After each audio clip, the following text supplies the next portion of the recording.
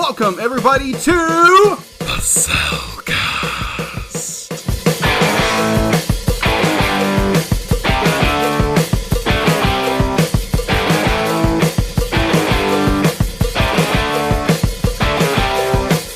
Hello and welcome to another episode of the Cellcast.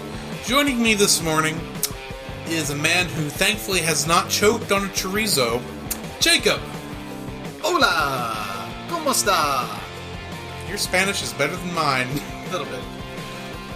Thank you very much. And I'd like to introduce our co-host, a man who is just trying to get out of the land of the dead. Welcome, Drew. How's it going, man? Man, I'm doing very well.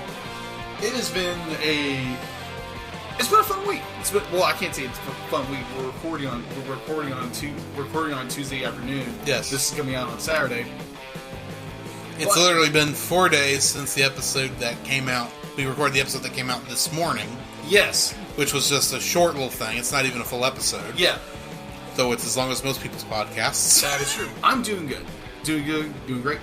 I finished reading a really good graphic novel called Danger Girl from J.So Campbell, who's one of my favorite artists of all time. Okay. And I'd owned this for probably a couple of years. Now, granted, I'm a very visual person. I don't read that much, which is kind of sad, because I have a reading disorder so much it's really hard to read. I feel for you. I don't have the problem, but I feel for you. Yeah. So, Bill, I finally got involved, like, okay, what is this story about? So I read it. And so it took me a little bit longer, because for normal comics, I could just blaze through them. This one was a little more Involved and heavier. And it's a great story. It's an amazing story, because it's literally action movies, James Bond, hot girls, and guns and action. That's all it is. And it's really good. It's a really, really good graphic novel. It's called Danger Girl. And so if you're interested in buying it, go to your local comic book shop or Barnes & Noble or Amazon. They're relatively easy to pick up. Yeah, I would assume. Yep. Other than that, it's drawing. A friend of mine just got back from the Germany mission trip. They get back today, on Tuesday. And I'm really excited because I've got a painting picture that I did for him. Ah, yes. Yeah, you've seen it, and I think a few people others have seen it, and I'm really excited for him to, get this, because it kind of represents our kind of a goofy relationship as friends. Are you saying he's the Shaggy to your Scooby? Yes, exactly. Okay, just making sure. And that's a whole interesting story beyond belief. Is there a Fred, a Daphne, and a Velma? No. Okay, that's disappointing. No. Ooh, that'd be kind of funny, but I'm not going there.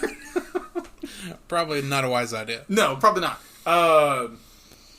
But other than that, yeah, today's going pretty good. Work was good. Got off work. Found myself getting a little bit frustrated about situation out of my hands, but what do you do about that? You really can't do anything about it. Yeah. Except just continue to be diligent about your work and pray about it. That's it. Other than that, life's pretty good. How about yours? Oh, my life, it's my... Narf, narf, narf. My week's been pretty good.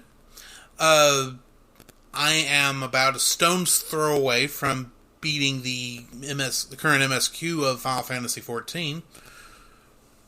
Except the first boss of the last dungeon wiped the floor with me 3 times, so I decided, instead of being stressed out over a silly video game that even no matter how much I enjoyed, I decided I was going to stop for the night. Darn you dungeon master! It's really horrible to die to a monster called the First Beast. The First Beast? Okay. It's like dying to a gnat. Except this is at level 80. But anyway. The mechanics are tough. Okay, I got you. I'm not laughing about that. I'm just laughing at how you said it. It's one of those just like... That's why I stopped. Because you had that first... I was like... I thought I was going to beat this tonight. This is the first boss. If this is the first boss... How bad are the other 2 going to be? Misa in trouble. And I just couldn't get the mechanics down. Yeah. I was about ready to throw my keyboard and mouse across the room. Yeah, don't do that. Like, since I use those for the computer I'd edit and record the podcast on, I thought, probably not a good idea to do that. So before I blew my top, I just told the guys, look, I'm at my breaking point. Y'all have a good time. Abandon duty. Then tell the FC, I'm about to go crazy, so before my blood pressure spikes, I'm shutting the game off. I'll talk to y'all later. And I destroy something, so good night, gentlemen. Yeah. Click. And then I watched YouTube for 2 hours. I watched people playing Mario Maker levels. Oh, okay. Fun. Yes. Speaking of Mario Maker levels, it occurred to me, I never posted that level, a course ID, on Facebook. So before I forget, I'm just going to go ahead and read it out here. Yeah. So get your pens out, deep into the future, when someone somehow resurrected the Mario Maker archives and this episode of the podcast, they can go and find my episode and see if they can crawl out of the pit. Because that's the name of my level, the pit. So that course ID for Super Mario Maker 2 is RTJ-RQS-G7G. And if you didn't get to that, rewind, listen to it again. And go have fun. Yes. See if you can climb out of the pit. Alright. So, Jacob, what have you been watching? What have I been watching? That is the $1,000,000 question. Obviously, we did our short over The Lion King. Yes. Over the weekend. That was an interesting movie. That was a very interesting movie. Now, having to let it simmer a little bit, was it a fantastic movie, or was it just a complete utter bomb? I won't say it's a bomb myself. Yeah. I think I still have some preferences that steer me towards the original. Right, of course. But it wasn't the end of the world. No, it wasn't. But they had some really good parts and some really bad parts. Mm-hmm. I will say it got me to wishing we had more 2D animation. As a weird way of saying that. Yeah, that's true. But overall, it was a good movie. It was a good movie. It was enjoyable. Like I said, there's some good parts that I love, and there's some bad parts I'm not really fond of.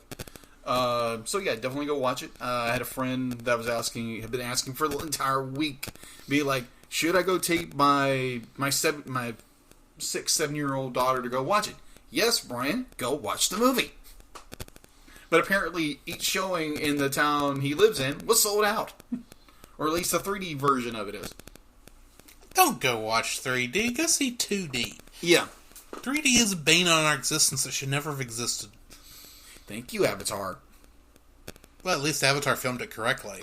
Most people don't even film it correctly.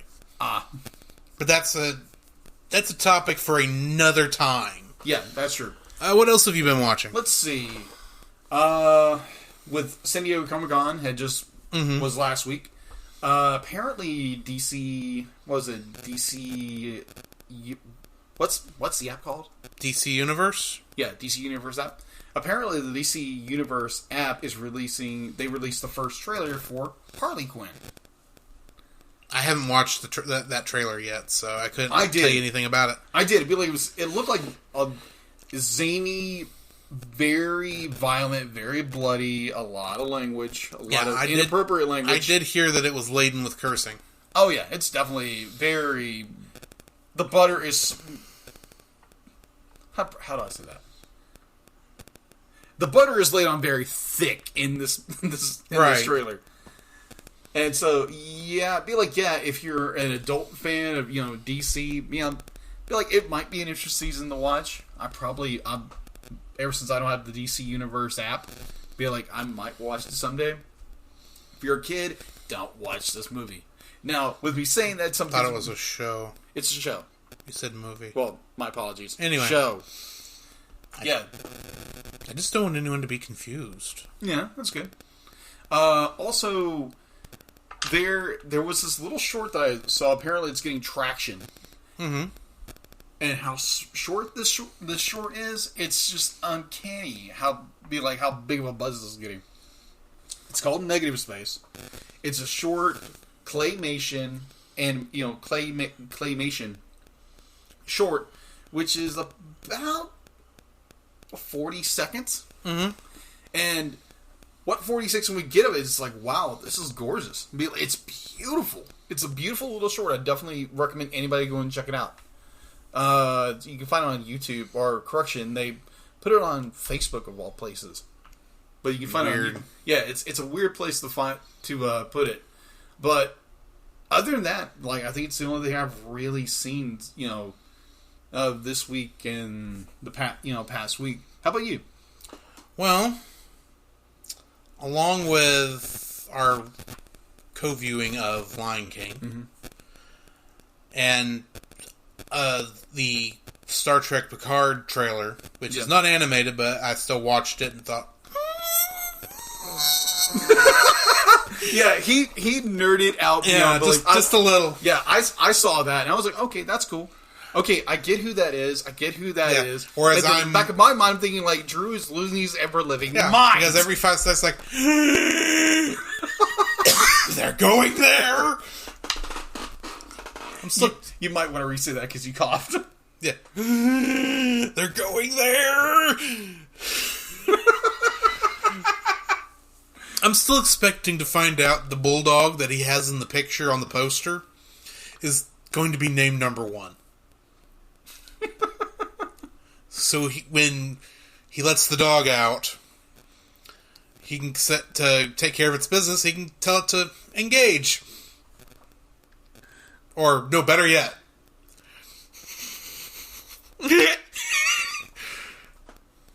Well, you need to go take a poop, number 1? Make it so. The Trekkie jokes. Yeah, no one else is going to get this but me. I understand that. Moving on.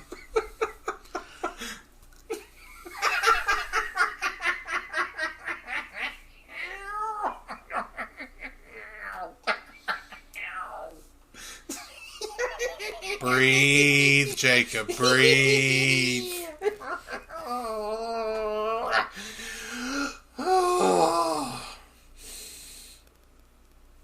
Oh, gosh.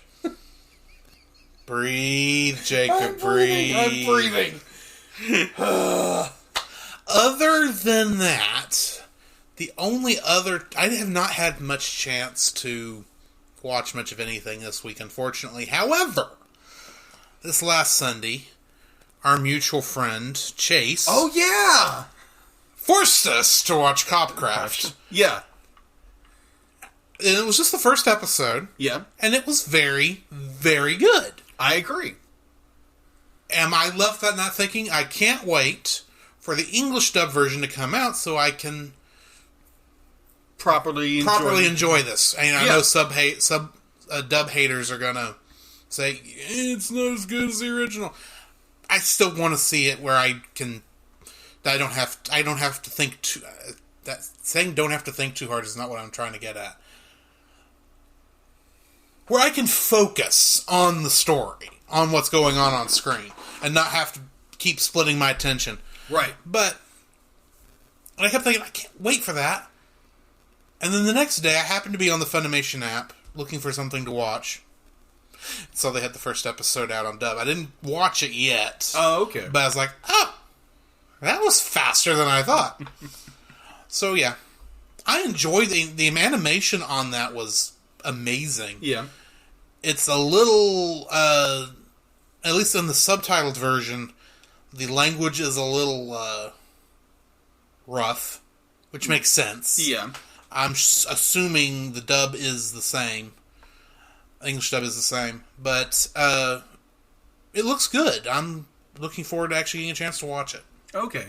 Well, I enjoyed it as well. I did have a little bit of problem with some of the animation in the film. The episode? The episode. Where there's a scene where our main character is on one ship and our secondary main characters arrives, and the ship when she comes off, looks flatter than a pancake. There's no depth to anything. It looks like there's cardboard and it's floating by. And what blew my ever-living mind was the opening. The opening was fantastic. And so you get the zoom in into our main character, and there's this static character with no walk motion whatsoever, and he's literally just moving across the scene, and his eyes are moving. That's it. And I was like, what the heck was that? So there was little bits of animation here and there I had problems with, and the fact kind of I can throw in a saving grace. Go for it. In a lot of cases, the way they make animation, right? They are in a lot of cases animating the episode up to the very last minute. Right, I agree with that. To the point where, in a lot of cases, they actually go back and reanimate some scenes when it goes to home video. Yeah, which is the hope they do with this is probably going to be one of those things. Although I'll admit, this didn't bother me as much as it bothered you. Oh, okay. Because I think I'm just used to that being an anime. Oh, okay. Because it's a lot of times you just have that scene where it's like, well, we didn't get a chance to put a lot of money in this shot. It's just taking care of this one thing. And it's probably a set piece we're never going to see again. Probably. So they probably didn't put a whole lot of money on it. Yeah. So. Yeah. It threw me. And plus I was, especially on the boat scene, I was more trying to spot if I could see where the Mirage Gate, which is the world, where the two worlds came together. Yeah. Spoiler alert. That's not really a spoiler. You learn about that in like the first 5 seconds. Yeah. I think I was more like, this is an interesting effect. Yeah. To show that, and it could be that. I don't know. It'd be interesting to see if that effect is repeated if they ever have to come back here. Yeah. Yeah. It was good. It was very much adult themed. The very much shady underworld of how it's very geared towards adults. It's not. Yeah, it's definitely not a kid's show. It's definitely not a kid's show. And it was enjoyable. I just had those little bits here and there animation wise, and it was pretty good. Remind me to show you after we get off, or between this section and the review itself, to show you the early shots from Dragon Ball Super. Okay. You will claw your head out when I explain that. I've heard of those. Yes. Anyway. So what's in the news? Well, once again, I'm going to go ahead and... we talked about this at the very end of the reaction episode because I wanted to go ahead and get it out there. Yes. But last Wednesday, which was the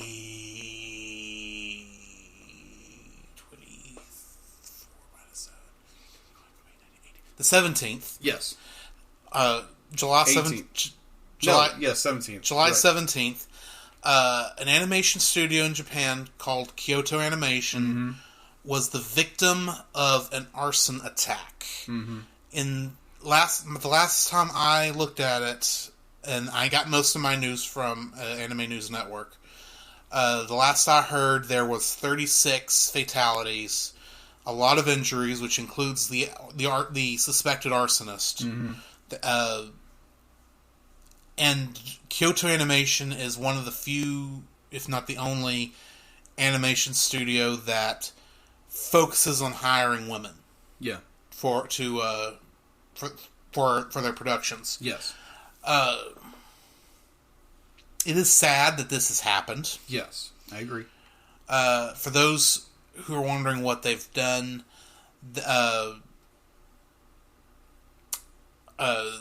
they did the Haruhi Suzumiya series, the Melancholy of Haruhi Suzumiya series, the series Lucky Star, Nichijou, My Ordinary Life. I should have looked this up. A movie that actually came out this year called A Silent Voice, which I still will need to watch, and if I like it, I may bring it on the show. Gotcha. And if you've got Netflix, the anime series Violet Evergarden is one of theirs. This is a studio that puts out beautiful, amazing work almost every time they do stuff. Mm-hmm. And I'm just sad to see that this has happened to them. Yeah, I agree. Yeah, to kind of follow you up, because I was looking at animationmagazine.com, Mm-hmm. and they did a little cover for it. Apparently, there's a little more information about the arsonist. Neighbors have reported seeing a man resembling subject, and I'm not going to give his name, Yeah. near the studio on as early as Monday of last week. One of the hospitalized victims of the arson attack on Thursday had sadly passed away from the injuries on Saturday, bringing the total to 34 deaths. I thought it was up to 36. My apologies. Making the fire one of the worst mass killings in Japan in recent memory. Well, one of the other articles I read said that this is the worst since the sarin gas attack of the 90s. Yes. There is one other fire that technically killed more people that was suspected for arson, but it was never proved. And overall, these are the sarin attack was actually, I think this actually was worse than the sarin gas attack in the 90s. It's the worst mass murder Japan has seen since World War II. And so, just let everybody know our hearts and our thoughts and prayers are with the victims, their families, and the studio, and everybody connected with the fire. Our prayers are with you. Mm-hmm. And if you want to help, there's actually a way that you can actually help with the victims' families, all that stuff.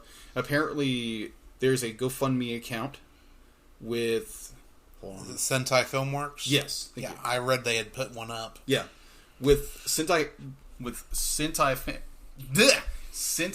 Filmworks has put a GoFundMe out, which is, if you look it up, it's help Kyo Annie Heal, and you can look that up on GoFundMe.com. And right now they've raised over $2,822,000. And they've succeeded their goals. They've had 58.5 thousand people already donate. There's thousands of followers, and so the world is showing a lot of love to this. Yeah, especially since a lot of the people probably don't even know who Kyoto Animation is. They're just sad to see any creator of any artist of any kind, any content creator of any kind, get into such trouble. Yeah, I agree, because of this arson. From what I've heard, the owner or the guy in charge of the CEO of Kyoto Animation is talking about once everything is said and done, investigations are taken care of, he's wanting to bulldoze the studio and build a park with a monument in its place. Thankfully, Kyoto Animation does have 3 other studios, and none... I'm not sure if they had anything currently... And obviously, they had to have something in production. Right. But I don't know if they had anything currently showing anywhere. Yeah. But I would not be surprised if most of that work was at least backed up somewhere in one of those other locations, and hopefully has continued. Yeah, one would hope. Yeah, so... Because, admittedly, I don't want anything to befall the company just because anything worse befall the company. Right. Just because some guy thought they were plagiarizing his work, which is which is the reason the suspected arsonist. Well, that's the theory going around why the suspected arsonist did this. Right. All right. So going from some sad news, something a little bit happier. Yeah, something a little happier. So for those of you out there who were fans of Invader Zim, well, guess what? It's back. Apparently, took long enough. Yeah, it took long enough. Apparently, Netflix on August 16th, they will be doing a Invader Zim TV movie. Invader Zim enter the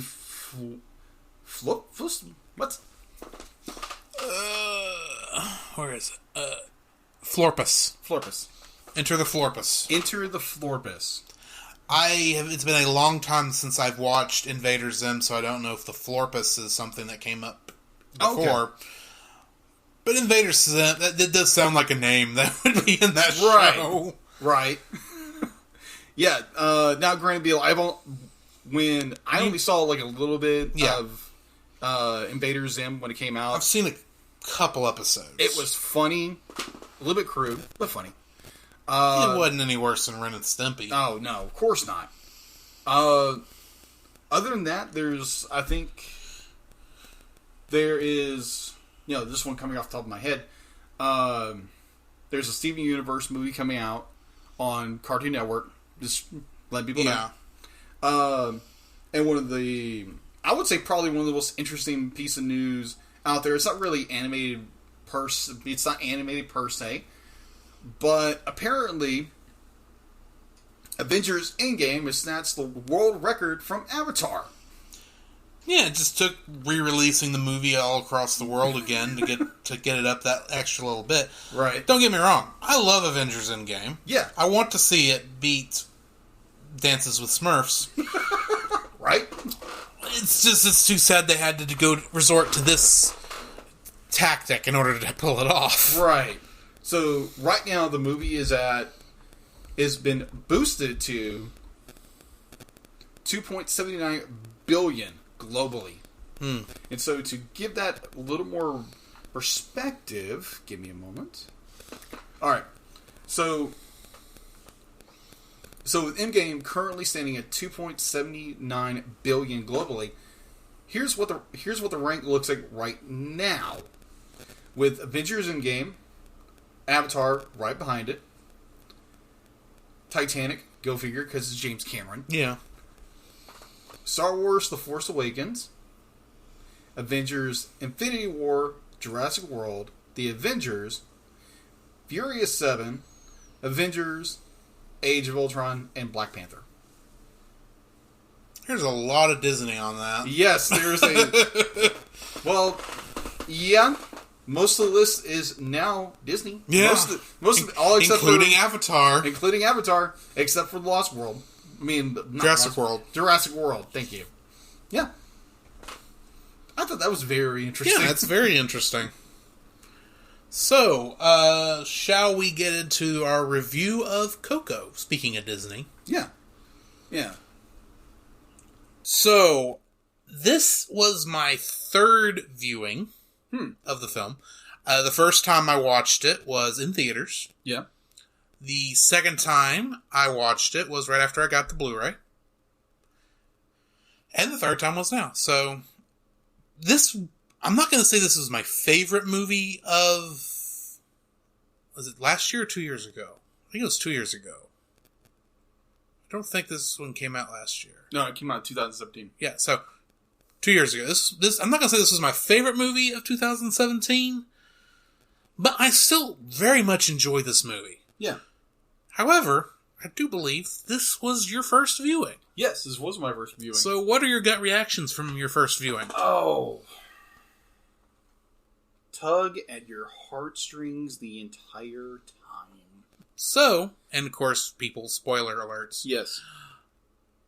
At what point did you catch who Miguel's father was? Within probably the first couple of minutes of meeting Hector. Really? Yeah. That fast? That fast. Because I didn't catch it until they fell in the pit. Oh, okay. Like, literally, when we found out, wait, Ernesto de la Cruz isn't his father? But then... Oh. Yeah. Oh! Well, I figured it out because when he first met Hector, I was like, oh, okay, this is an interesting character. Why is he here? And it's like, oh, he's a hustler. He's trying to get all this stuff. And then he starts pretending to be Frida Kahlo. Yeah. And then he starts talking with one of the, talking to somebody, and some of his dialogue starts giving away. It's like, wait a minute, hold on. I'm betting he's Miguel's great grandfather. And that was just my hunch. And I was like, okay, I'm going to be like, now it's got me intrigued. Did you notice that Miguel's family that was in the Land of the Dead didn't meet up with Hector until Miguel fell in the pit? Yeah. No, because they would all know who he is. Yeah. Because they all hate him for most of the movie. Yeah. But... yeah. Kind of like one of the lines I wrote about this, in this review, that family is everything. Mm-hmm. And this movie is so centered around family. Yes. And be like when, you finally get the reveal when they want you to reveal that Hector is Miguel's father and not... Hold on. Ernesto de la Cruz.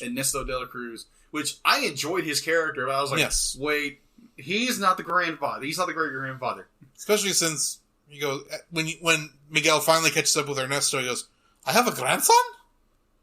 You can see his brain thinking, "Did I don't. How can I have a grandson? I didn't have any kids." Or at least I don't know it. That he's aware of. Yeah. Yeah. I was very pleasantly surprised with how in depth this was of a young man who's just. Wants to pursue his passion. Mm-hmm. Despite the fact his family doesn't. Yeah, They have been trained away from music. Oh, gosh. The machacho scene. Or mariachi. Mariachi, thank you. The mariachi scene. She pulls her, just smack him with it. That was great. Yes. Like, Grandma, no. Well, one of the things... I on this viewing, I listened with the... director's commentary. Oh, okay. Yeah. And one of the things they said was with the character of Abuelita, which is the grandmother. Yeah. Which is Spanish for grandmother, too, if you didn't know that. They wanted her to be... They wanted you to feel what Miguel felt towards her. Yeah. But at the same time, they didn't want her to be evil. Yeah. So the way they played it was... it's not that she's trying to deny him what he wants. She's worried for his soul. Yeah. Because from her point of view, music is going to tear your soul out and force you to be, like her grandfather. Yeah. Yeah, I agree. I agree. Because all she heard was horrible things about the man that left Mama Coco. Yeah. And her mother. Yes. Grandmama is very, but she's very... Grandmama? Wrong character. Sorry. Grandmama's in the Addams Family. Or Anastasia. Yes. Anyways. Yeah, when Grandma is she's very overbearing. Yes. She's a very overbearing character. But... very handy with her shoe. Yes, very, very, very, very. And you can tell definitely Miguel does not want to become a shoemaker.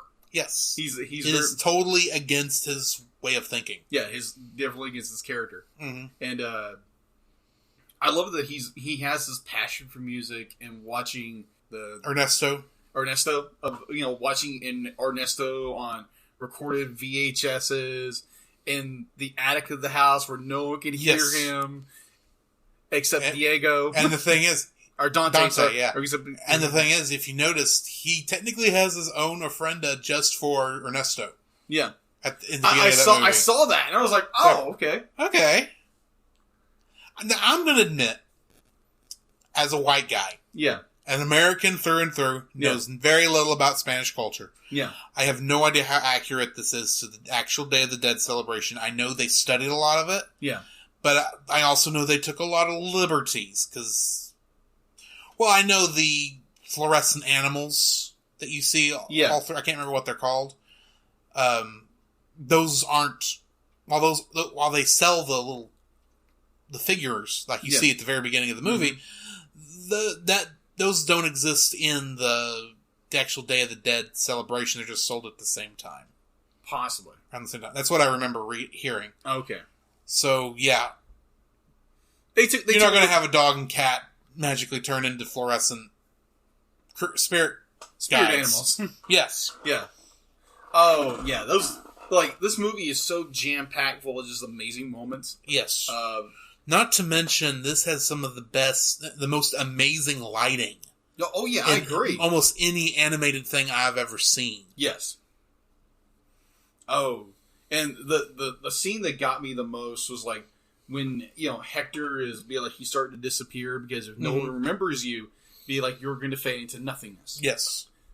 And so Miguel is able to come back to the world of the living and sing to Grandma Coco, which just tore me up. I'm sitting there, I'm not crying. You're crying. Okay, I'm living on myself. Okay, Casper's crying. But it choked me up beyond belief. I'm bawling my eyes out with just oh my gosh, this is amazing. And it's so before we get too far into this, I do want to go over that one song. Okay. Remember Me. Oh yeah. So I'm going to read the lyrics right quick. Okay. Remember me, though I have to say goodbye. Remember me. Don't let it make you cry. Forever if I'm far away, I'll hold you in my heart. I sing a secret song to you each night we are apart. Remember me, though I have to travel far. Remember me. Each time you hear a sad guitar, know that I am with you, the only way that I can be, until you're in my arms again. Remember me. Wow. Now, throughout the entire movie, it's okay, this is great. This is a cool song. It's obviously the most famous song that Ernesto de la Cruz ever recorded. Yes. But it was never meant to be for anyone else but Mama Coco and Hector. Yeah. Yeah. To hear, because it was their song. Yeah, it was the song he wrote for her. Right. You find it within the context. This makes perfect sense. Yes. It's more of a lullaby. Yeah, literally. Than, the party song you see at the beginning of it. Yes. At the beginning of the movie. Right before he dies to a bell falling on him. Again. Well, I was thinking at the beginning. Oh, the beginning. Okay, yeah. The first time he dies. Technically, I don't think we see him die a second time, because the only way the movie shows you could die once you're in the land of the dead, half the second death, is for people to forget you. Yes. And at the very least, people are going to hate him for a while, so it's going to take a while for him to be forgotten. Yeah, that's true. He just won't have... He'll just be poor now. Yeah. Because nobody will be offering him anything. That's true. Oh, yeah. So, let's get into a little detail about how, a little more detail about this film. Yeah. And so shall we go through the cast then? Yeah. Before that, okay, let's give our audience a little synopsis about this film. Okay. The story follows a 12-year-old boy named Miguel, who is accidentally transported to the land of the dead, by stealing a guitar. Yes, by stealing a guitar, where he seeks the help of his descendant musical great-grandfather to return him to his family among the living and reverse his family's ban on music. In a nutshell. Yes. In a nutshell. Alright, so this movie was released on November... Well, it was released here in the States. Yes. November 22nd, 2017. But it was released on October 20th during the International Film Festival in Mexico. And I believe that was actually on the Day of the Dead. I believe so. Alright, so the movie had a budget of $175 million. Mm-hmm. Box office internationally and domestically combined, it had $807.1 million. So I'd say this was very much a success. Oh, yes. And this was Pixar Animation Studios' 19th full-length animated feature film. Mm-hmm. So, Miguel was played by Anthony Gonzalez. Mm-hmm. And he, being a child actor, yes, hasn't had a chance to really start building up a lot of movies yet. Yeah. But I did find that he played a character named Simon Barros on The Last Ship, mm-hmm. and a character named Santiago on Shameless. These yes. were the two biggest roles I could find for him. Yes. And I'm probably going to mispronounce part of this. Gael Garcia Bernal played Hector. Mm-hmm. He played Rodrigo de Souza in the Amazon Prime original series Mozart in the Jungle. Ah. And he is playing Zorro in the upcoming movie Z, which is a new Zorro movie. Oh, really? Yeah. Huh. Ernesto de la Cruz was played by Benjamin Bratt. Ah. For those of you who are MCU nuts like us, in Doctor Strange, he played Jonathan Pangborn. Yeah. In Despicable Me 2, he played El Macho. Yeah. In the Cloudy with a Chance of Meatballs series, he plays Manny. Yeah. You know, her cameraman. Yeah. In Law and Order, he played Ray Curtis. Mm-hmm. And in Miss Congeniality, which was the earliest thing I know him from, he played Eric Matthews. Right. Let me rephrase. Alana Ubach, I'm probably saying that wrong, my apologies, played Mama Imelda, which is the great-grandmother. Mm-hmm.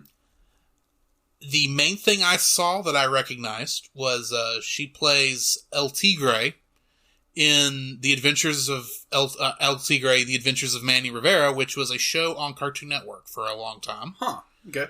Obviously a Mexican superhero type character. Okay, gotcha.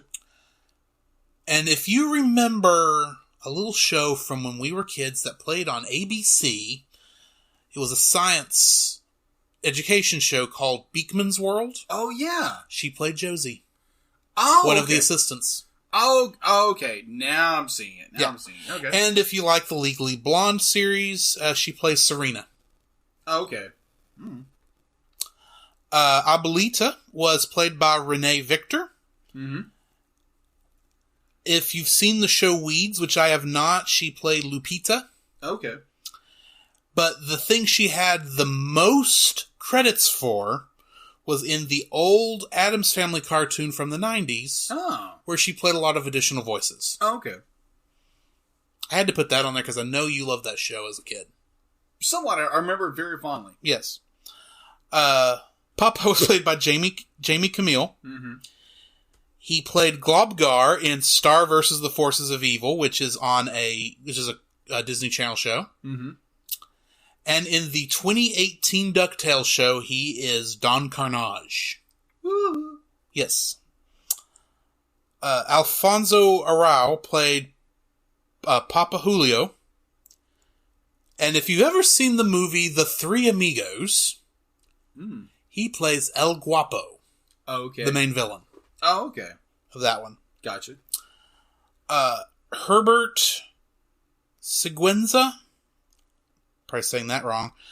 He played Tio Oscar and Tio Felipe. Ah, the twins. The twins. In Ben 10 Alien Swarm, he played Victor Vladius. Okay.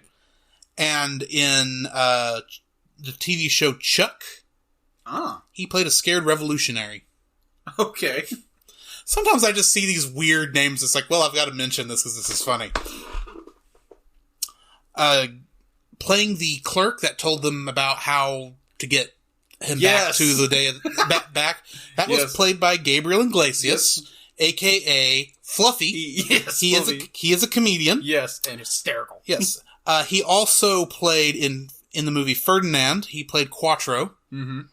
And in Smurfs: The Lost Village, which was the last fully animated Smurfs movie, he played Jokey Smurf. Okay, I can see that. Mm-hmm.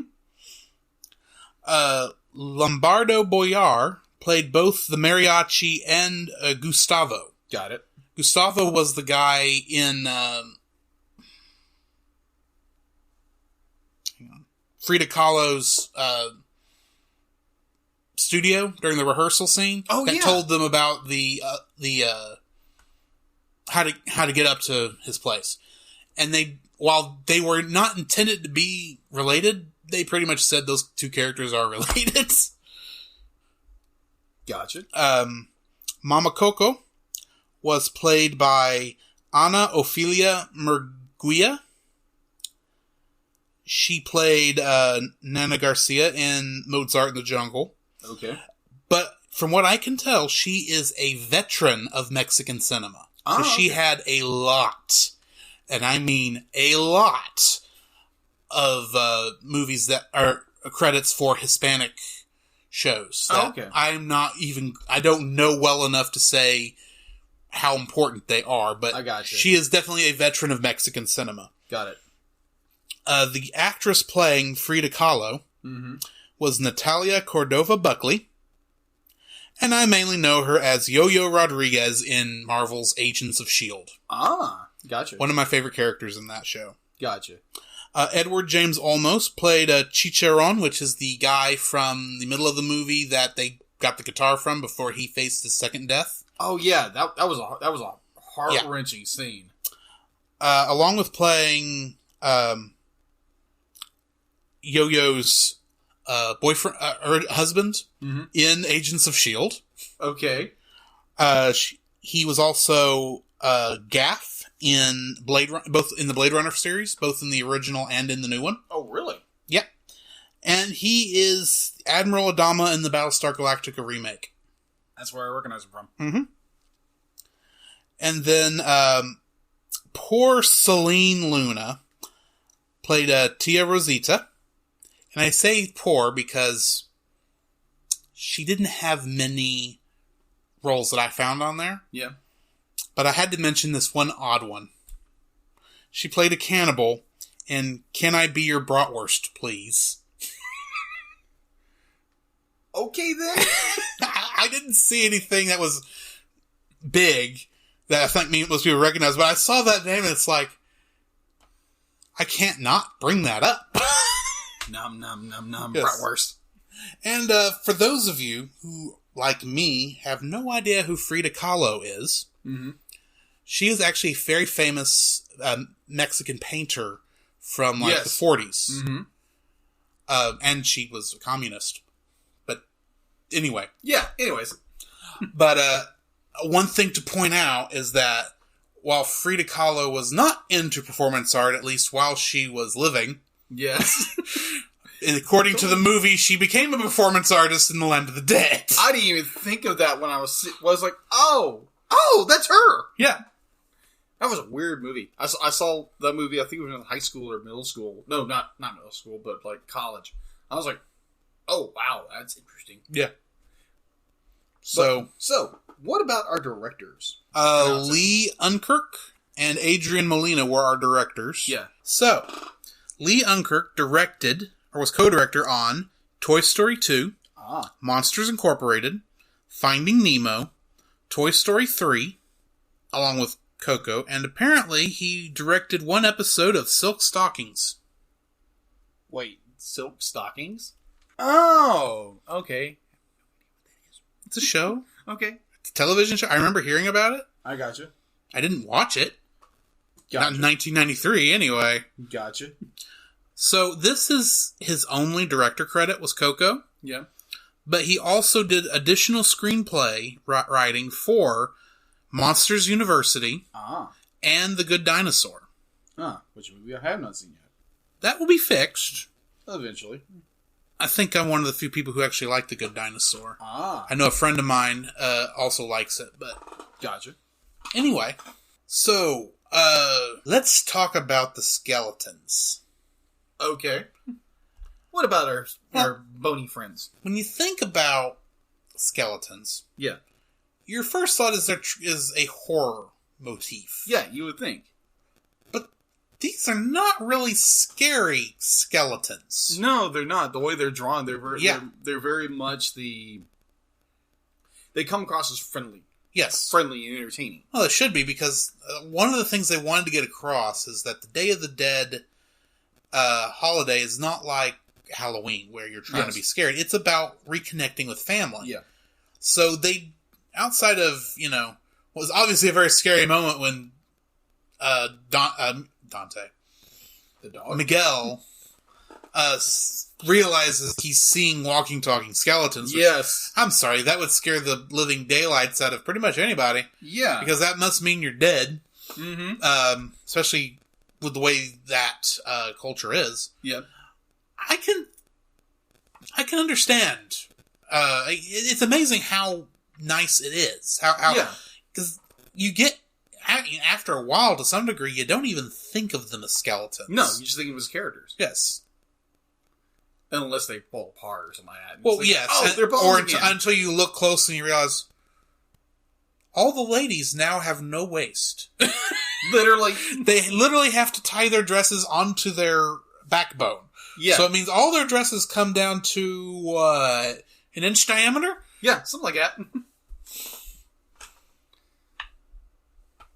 Ugh. I thought that was an interesting thing I noticed when I was looking at the character design, is the fact that all the ladies' dresses are now have an inch waist. Wow. I don't know why that stood out to me. Yeah, kind of an interesting fact.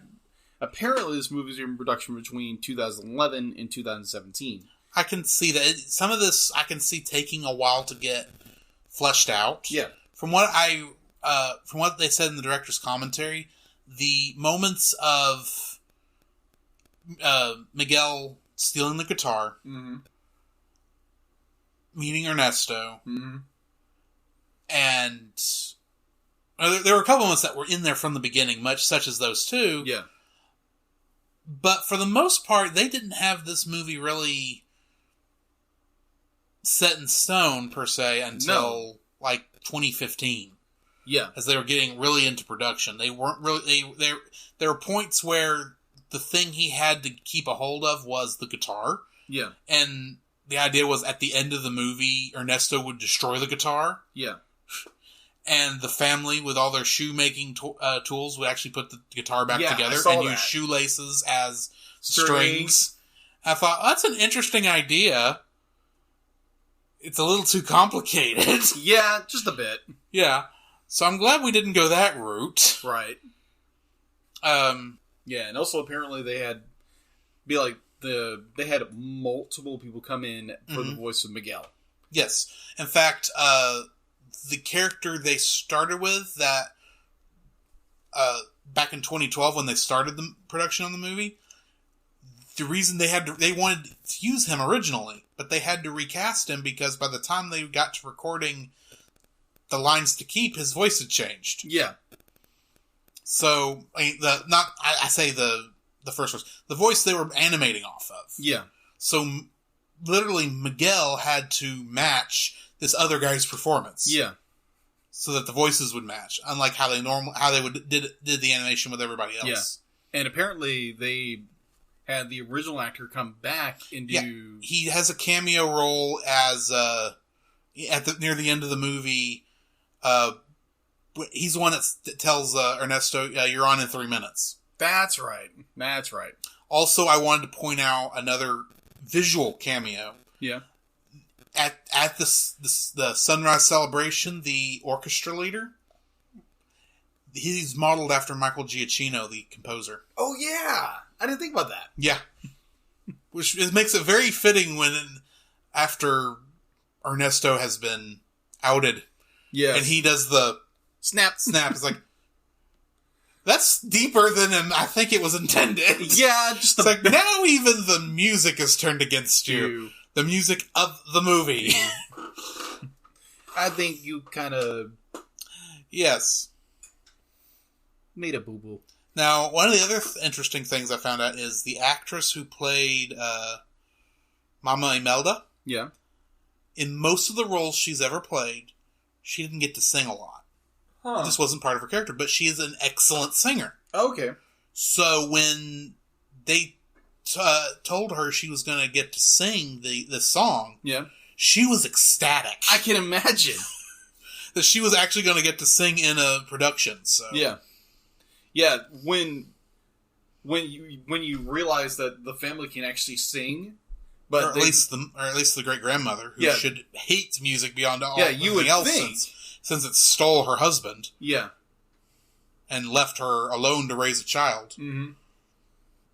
That's so one of my favorite lines there is, "So I'm the love of your life? I don't know. I'm still thinking about it. But you said that I was. That's what I heard."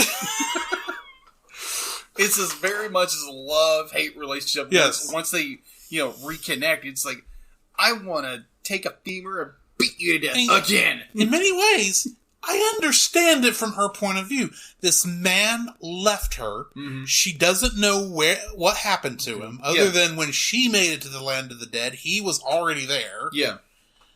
And then, as far as she can tell, he put her grandson in danger.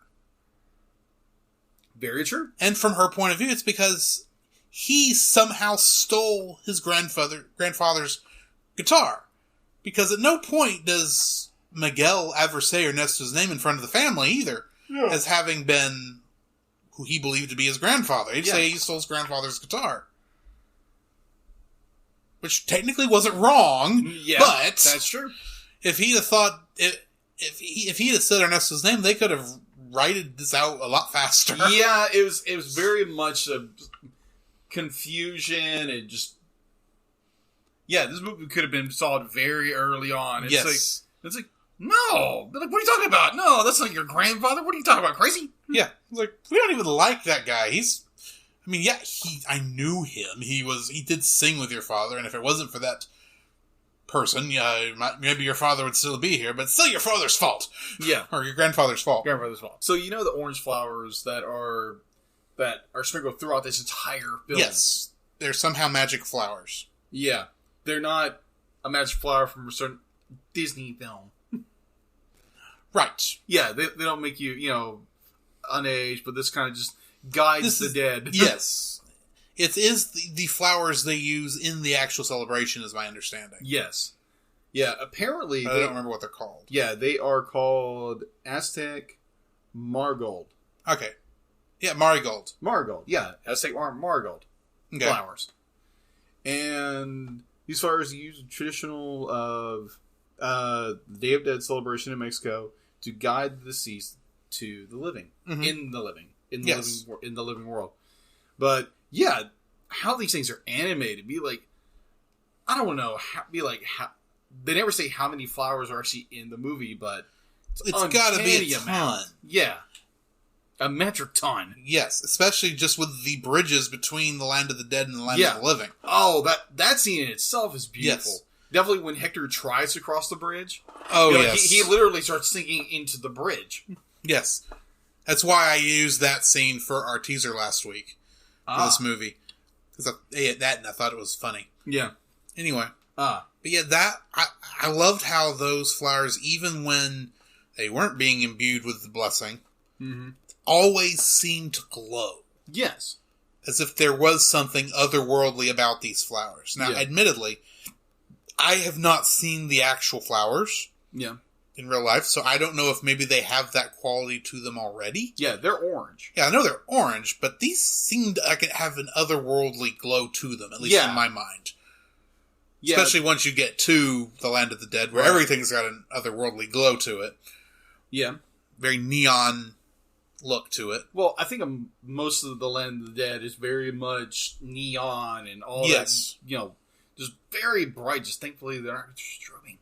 Well, it is nighttime. Yeah, that is true. They do, and for the whole movie, one of the things that's interesting is during the day, they're in the Land of the Living, in that town. Okay. The only time they're at night in the Land of the Living is right when Miguel steals the guitar. Yeah. And so the rest of the night, for most of the rest of the movie, they're while they're in the Land of the Dead, it's nighttime until the sunrise celebration. One of the things I found interesting, at least the effects I liked, is how, and I'll admit, the first time I watched this, I did not notice it except for the scenes where they pointed it out to make it obvious that stuff was happening. Showing Miguel slowly turn into a skeleton throughout the whole movie. Oh, that was genius. At the beginning, you just see his fingers. He then points out near the end how, he can't, when he's talking to Ernesto, how he can't stay long. Yeah. He can't stay for the sunrise celebration. He's got to get back or he'd be staying permanently. Yeah. But if you're paying attention, there are a lot of scenes. Yeah. Where, you're starting to see through Miguel. Yeah. It's not pointed out. It's just there. It's like, oh, he's got a skeleton. Mm-hmm. And then, of course, the very last one where you can start to see his skull coming through his face. Yeah. As he's getting very close. Yeah, that was...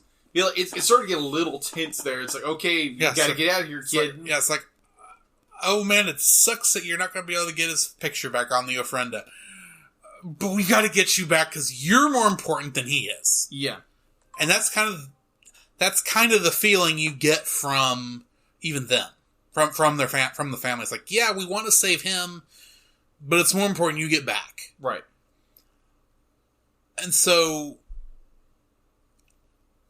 I just love how, you didn't get the first picture, but you get all the way to, back to Mama Coco. Yeah. You essentially bring her back from whatever aged stupor she's in at that point by playing her song. Yeah. That her papa taught her. And she's the one who actually kept the corner of the picture. Yeah. That was tore off. And they were able to get that back on the ofrenda in order to, so that he survived, essentially, before she passed. Now, as a photography person, I want to point out a cool thing. Yeah. Each of those photographs are a different type of media. Yeah.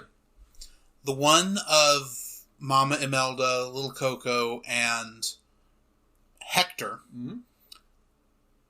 is, what is it called? It's essentially was taken with a view camera. Okay, yeah. Which is the one from like the Bugs Bunny cartoon that's got the accordion lens. That's exactly what you're talking about. Well, I don't know if our listeners know what I'm talking about when I say view camera, but it is a picture taken with that. So that was essentially the media that was in the camera is what the picture is. Most of the other pictures you see of the other family members are obviously old black and white point and shoots, which for even a semi-rich family that the Rivieras appear to be, I can see them keeping a hold of that and that being the family heirloom camera that everyone's pictures are taken with. Until you get to when they put Mama Coco's picture on the ofrenda, it is the only one that's in color. It's obviously the only one that's been digitally printed. Gotcha. I know that's the kind of detail that most people are going to notice. They're just going to notice, it's a color photograph. Yeah. But there are having worked in Photo Lab and being a photography person myself, that is a very... They put in more detail into that photo of how the photo would reflect the light of the picture than I'm used to seeing in any kind of... Or even in a live-action movie. Yeah. Because in most cases, a live-action movie, they just printed it on bond paper and stuck it in a picture frame. That's beside the points.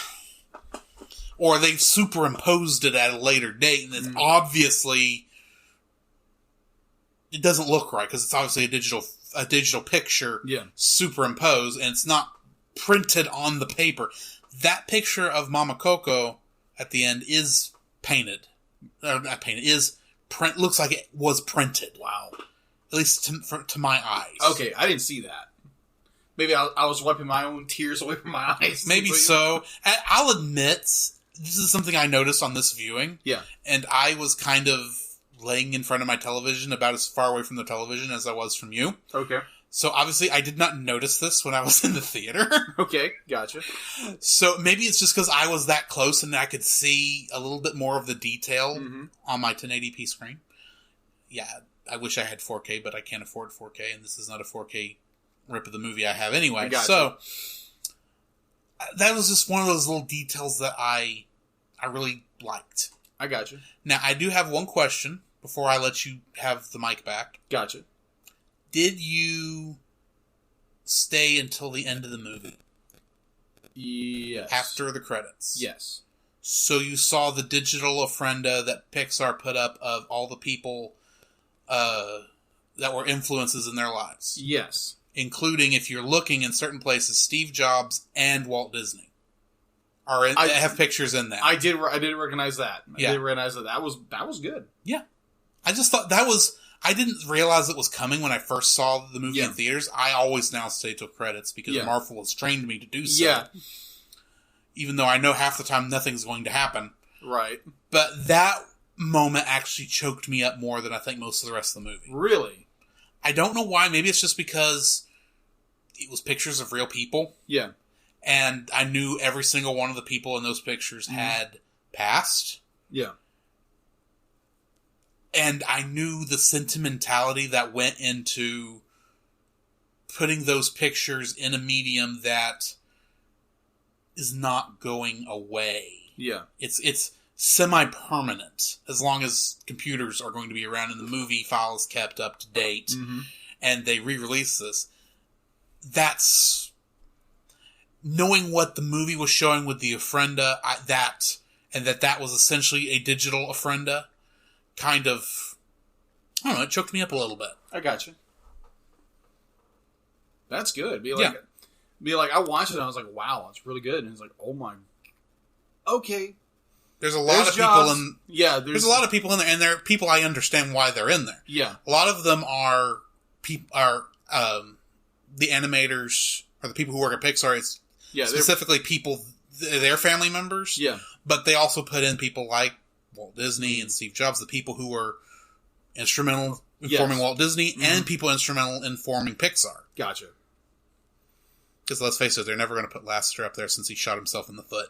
Yeah. Either way. Yeah. Either way. So, kind of speaking of Pixar. Yes. I think we kind of forgot to mention a certain Pixar reoccurring actor who appears in all their films. Yes, I did not bring up John Ratzenberger because I forgot who he was. So, nice you bring that up. So, apparently in this film, he plays a ghost called Juan Ortodonia. Yes. Oh, he's... Okay. Yeah. That is the one right before Hector, dressed as Frida Kahlo, goes through the turnstile. It has the braces. The skeleton with the braces. I think so. I think that's who that's supposed to be. He plays the skeleton who's allowed to cross over the land of living because his dentist remembered him. Remembered him. It's like... Yes! You must really know your dentist. Yeah. That was great. So, probably... So, for those of you who don't know who John Ratzenberger is... Yes. He has been Pixar's lucky charm since Toy Story. Yes. And has appeared, at least in a cameo, in every Pixar movie since the first one. Yes.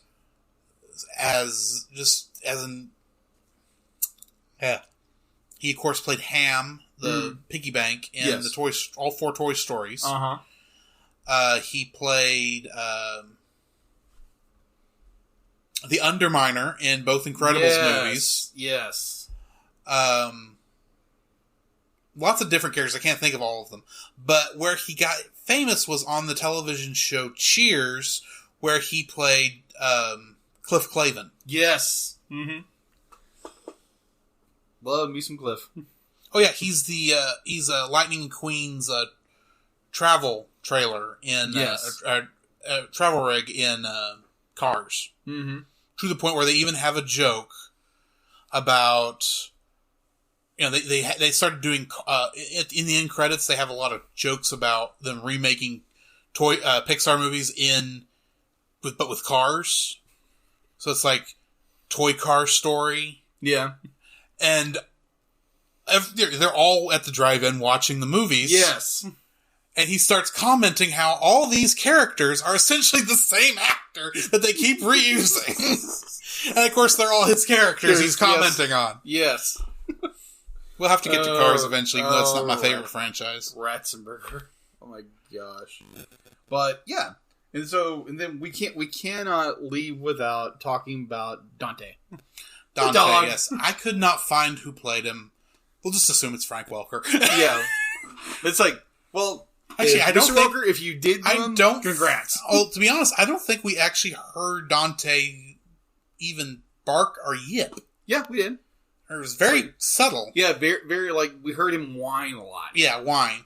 But I believe he's a shoujo dog. I believe is how you pronounce that. Yeah, shoujo. Yeah, shoujo dogs. It is essentially big chihuahuas. Yeah, pretty much. They are a common Aztec dog that are street dogs, and don't have the back teeth, so their tongues actually do that. Yeah, they're yeah. According to what I understand about these dogs, they're a native breed to Mexico. Mm-hmm. They, their trademarks would be like the lack of fur and rough skin. Yes. And due to the genetic trait, apparently they lose their teeth. As a result, their tongue flops out their mouth. Yes. And when the producers and the artists went down to Mexico, these dogs were everywhere. Right. So of course, we got to put one of them in the movie. Oh, Dante. Miguel needs a friend that will follow him between the land of the living and the land of the dead. Let's make Dante. Yeah. So why is Dante called Dante? My first thought is Dante is the writer of Divine Comedy, which most people know only the first half of it, which is called Inferno, a.k.a. Dante's Inferno. Exactly, and you are correct. Yes. Which is about hell. Yes. Or the underworld. Yes. As is more commonly called, which is the land of the dead. Or it's really, I guess the land of the dead is more purgatory. Something like Kinda, sorta. I mean, I did see Abuelita cross herself at one point. Yeah. So obviously they're all Catholic, which makes sense. Yeah. Yeah, it's like, I want to go into the Divine Comedy, but this is the wrong podcast for that. I don't want to go into the Divine Comedy because I hate the Divine Comedy. Personally. Yes. And no, it is not called Dante's Inferno. The first one is generally called that when it's separated from the other two. Yeah. But there's actually a lot more to the book than just, And there was a video game called Dante's Inferno, which is based on Inferno. Mm-hmm. I didn't play it. Yeah. Because it looked like it would give me nightmares. Probably. And just for the record, be like, don't play the game, people. Yeah. Especially if you're a kid. Yeah. And there are no 9 levels of hell. As far as we understand. My understanding is it's one big lake. Yeah, exactly. That you never escape from. Also, purgatory I don't believe exists either, but that's just a personal opinion. Yeah. Or a personal belief based on Protestant upbringing. Yeah. And what the Bible says. Exactly. So. Anyways. Moving on. Yeah. Now that we've offended a lot of people. Some people. So, I forgot what I was going to bring up. Oh, I do know what I was going to bring up. The guitar playing. Oh, in yes. this movie. Yes. I don't play guitar myself. Right. However, my dad does. Yeah. He plays a lot. Now, he doesn't play Spanish guitar. He plays bluegrass. Ah. But I've been around guitars enough to be able to spot when people claimed they're playing the guitar and really aren't, and people who are actually playing the guitar. Yeah. They studied very well. Yes, they did. Finger positions, strumming techniques. That really did look like all of the people who played the guitar in this movie, which admittedly is mostly just Miguel. Yeah. But also Hector and, and many of the people at the mariachi. Yes. All the people at the talent show. They all look like they're actually playing guitar. Yeah. Yeah. Which is more detail than I expect for an animated movie. Yes. Yes. I mean, that was phenomenal. Be like, again, someone who doesn't play guitar, but understands, how all that works. Yeah. It's like, wow, that is a lot of detail, a lot of creativity, a lot of time to put into just, but there is the right string. But it is the kind of thing, though, when you've been around it a lot. Yeah. And you can tell somebody's faking. it can be an annoyance. Yeah. And with animation, I half the time assume people are faking everything. Yeah. But the fact that the animation is so spot on to... I'll admit, I couldn't tell you one fingering from another. Yeah. But all the fingerings looked accurate to my eyes. Yeah. It was just that sort of detail that I really appreciated. Yeah. That reminds me of a story of... I went to a concert. A lot of people do a concert. I went to... I was a youth intern at one point for the youth at our church. And we went to Super Summer, and they had a big-time Christian artist there who was really popular at the time, and he still is. And he played one of the big songs they played. I think it was like that year or the year before from the Passion Conference. Mm-hmm. And he goes into it, and you can definitely tell he is not playing that electric guitar, because it's more like he's way up here, and you hear the notes down here, and my fellow intern is like, he is not playing that guitar, and I'm like, you're right, Spencer. Yeah. That is a prop. Yeah, that is definitely a problem. And that's annoying. Yes, that is. Because how is that any different than when what's-her-name on Saturday Night Live, I can't remember the person's name. You know the one I'm talking about, where the audio engineer started playing the wrong song, and she was singing the song she thought she was supposed to be singing? Mouthing along, and it was obvious she's not singing. Oh, okay. I can't remember who the person was. It was like 10 years ago. Oh, okay. It was a big thing on the internet. I just can't think of her name. Oh, okay. I don't know. I haven't watched Saturday Night Live in years.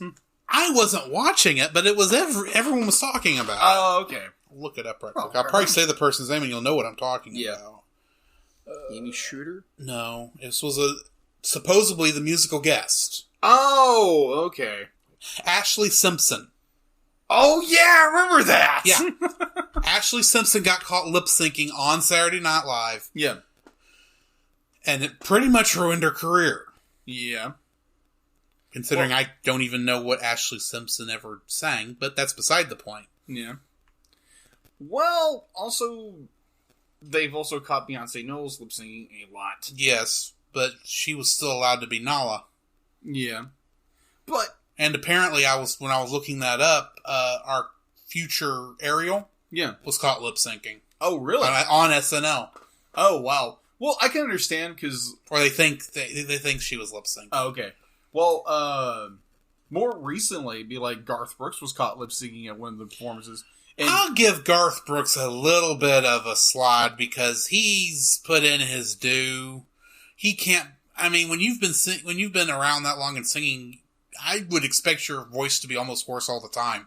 Well, also that he was doing at the time, he was in the middle of a 4-year touring schedule. Yeah. And it was more like, okay. And if we're being honest. Yeah. While all of us would hate to believe this. Yeah. Probably every single one of these performers, and a lot of nights, lip syncs to a song. Yeah. I agree. They're probably not even hearing live music half the time. Yeah, some of them are. Yeah, some of them are. I mean, and let's face it, they have to lip sync for the music video anyway. So yeah, that's true. It's not like they aren't skilled at doing that. Yeah, but at the same time, it's annoying when you notice it. So I agree. Now, kind of on the flip side, you remember the band Matchbox 20? I know of them. I can't tell you if I know any of their songs. Okay, this was back probably the mid '90s, or Mm-hmm. the late '90s. Let's not even say that. We were watching MTV VH1, one of those, when it was still music videos. Yeah. And so apparently they put on a Matchbox 20 live. Mm-hmm. And Rod Thomas, obviously being the lead singer, be like, they're playing it, and I'm hearing Rod Thomas, and I'm like, wait, this sounds terrible. Like, absolutely atrocious. Mm-hmm. I'm like, okay, he sounds really good on the record. What's going on here? Yeah. Because you have some performers, they sound really good in the studio. They sound terrible live. Yeah. Now, granted, he could have gotten a lot better in between that, but that really rubbed me the wrong way. I was like, I was expecting this, not that. Yes. Either way. Do you have anything to add before we start giving a rating? I think we dive deep in this, so I think we should, Okay. start rating it. So I will say that this is definitely family friendly. Yes. Everyone can watch this. It's a classic Pixar. And if you have any interest in music, I highly, highly suggest watching this movie. Yes. Even if it's not your style of music. Look at the heart behind this, and I'm sure you'll enjoy it. Yeah. I agree. This film is definitely family friendly. It's got so much Hispanic influence. Mm-hmm. The music is just fantastic. Yes. And for someone who has gone to Mexico once, it has that entire feel of what Mexico is like, and not the how some people it's it's just run down and everything. It's it's just the culture. It's the culture and the family and the the commodity, not commodity, but the the community base of all that, and it just has that feel. It's a wonderful, amazing film. I agree. So, what would you give the film? I'm going to Rating-wise. give it a 8. 8 even. 8 even? Mm-hmm. I would agree with you. I would agree completely. It is very well done. It is probably... It's not Pixar's best. Because it's going to take a lot, in my mind, to beat Incredibles and Toy Story 3 and the beginning of Up. Yeah. I like how I specifically have to say the beginning of Up. The beginning of Up, yes. The rest of Up is good too. It's just the beginning is spectacular. Yeah, the first 10 minutes is oh my gosh. And the first half hour of Wall-E. Yeah.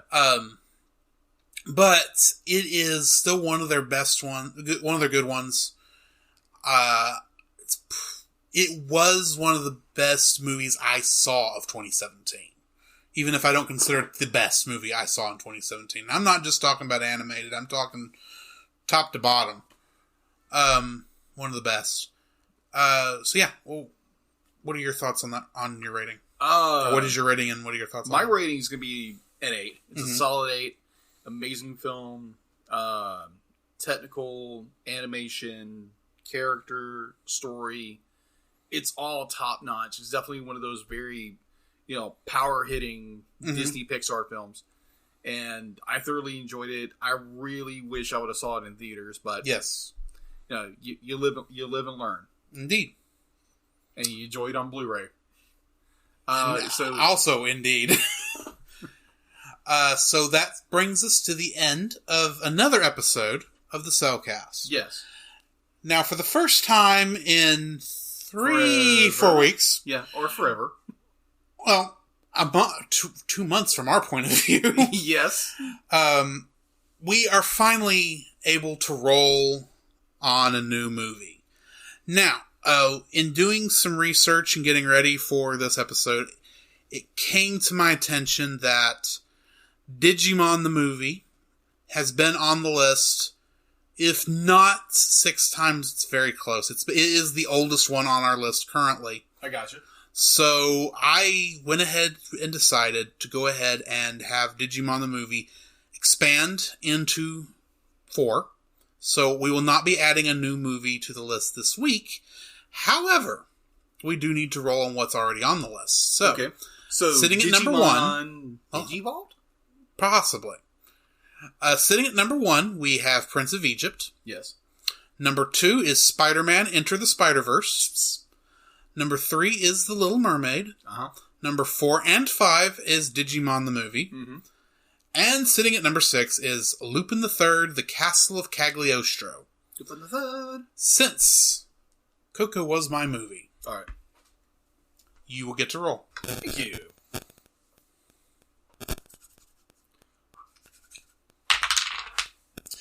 Roll again. Darn you!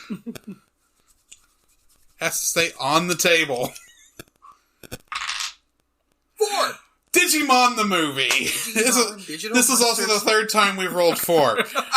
Let's double check. There is only one 4 on here, isn't there? Yes, there is. I may have to get new dice. I've got 2 others I can get a hold of easily.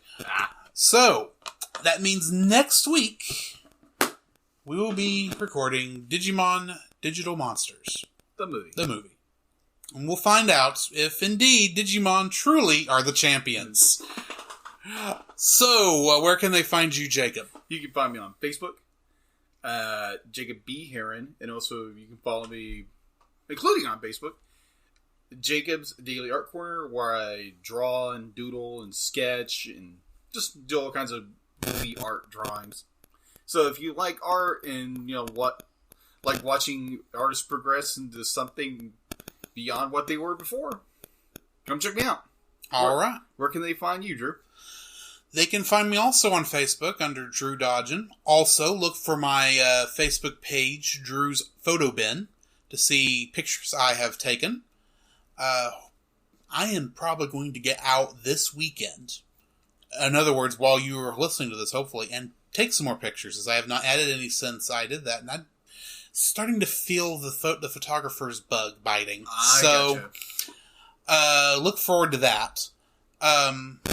You can find both of us at the Cellcast Podcast at let me back up. You can find both of us at thecellcast.podbean.com. Mm-hmm. Email us at thecellcastpodcast@gmail.com, or find our Facebook group. It is the Cellcast. It is a closed Facebook group, and it's set up that way to keep the robots out. Because, let's face it, as much as we love movies, we don't need them being sold to us at cheap prices when we're just trying to talk about them. Yeah.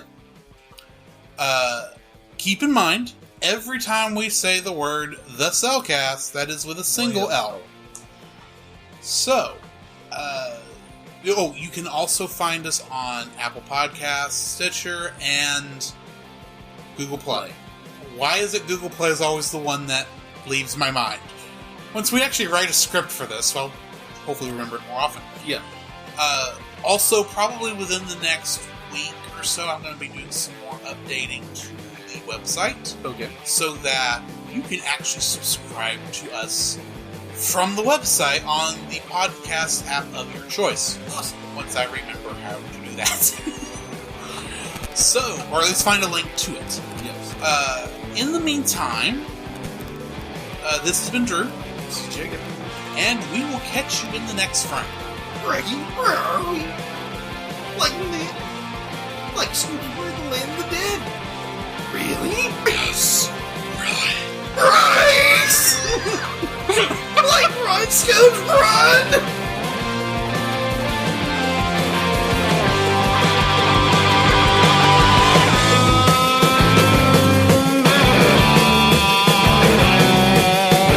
Next time on The Cellcast. I'll call the other Digidestined so their Digimon can help too. Hi, this is Tai Kamiya. Can I speak to Joe, please? A test? He's the only kid I know who volunteers for summer school. Hi, is Nat or TK there? They're visiting their grandmother in the country? Hey, Ty. Any luck yet? Would you like a glass of potato juice, Izzy? Great, I'd love some. Be there. Oh, hello there. This is Ty. You're selling ties? No, my name is Ty. I'm looking for Matt or TK. That's a coincidence. Those are my grandkids' names. It's great. Are they there? Mm-hmm. Right now? Mm-hmm. Can I talk to them? Oh, I love to talk to them, too. They're here visiting Please, me. I need to speak to them right away. Okay, I'll tell them. Kids! I can't take this. You know, Izzy, I can never get Ty to try any of my recipes. I think they taste great. Want to try my spinach cookies? I got Mimi's machine. Hi, it's Mimi. I'm so glad you called. Let's get together for lunch. Leave a very short message after the beep. Mimi. That girl loves to talk. You're a real natural in the kitchen, just like me. Mom, I need to get a hold of Kari right away. Did she take your cell phone with her? So do I have enough of this stuff? Beats me. It's the first time I've used flour to bake a cake. Mom! Of course she's got it in case of emergency. Emergency? What does she think this is? Happy birthday! Make a wish!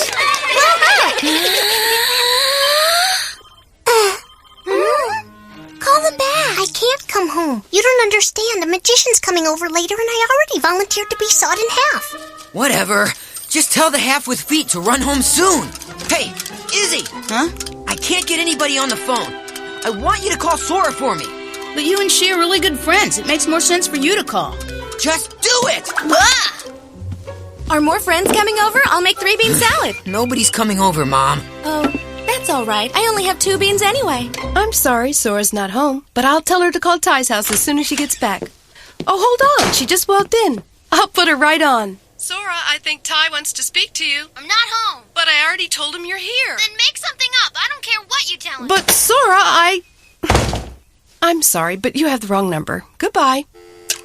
Sora said she's not home. Did you two have an argument? None of your business. You must have been a real jerk if she doesn't even want to talk to you. I didn't do anything! I meant that in a good way. I can't believe she's still mad at me. This whole thing started over a lousy hair clip. He'd better have written me. Greetings. You have no new mail. Okay? No, it's not okay. Stupid Ty. Thank you for visiting meow.com. Nico, get down from there. Agumon and Tentomon should be on the internet by now.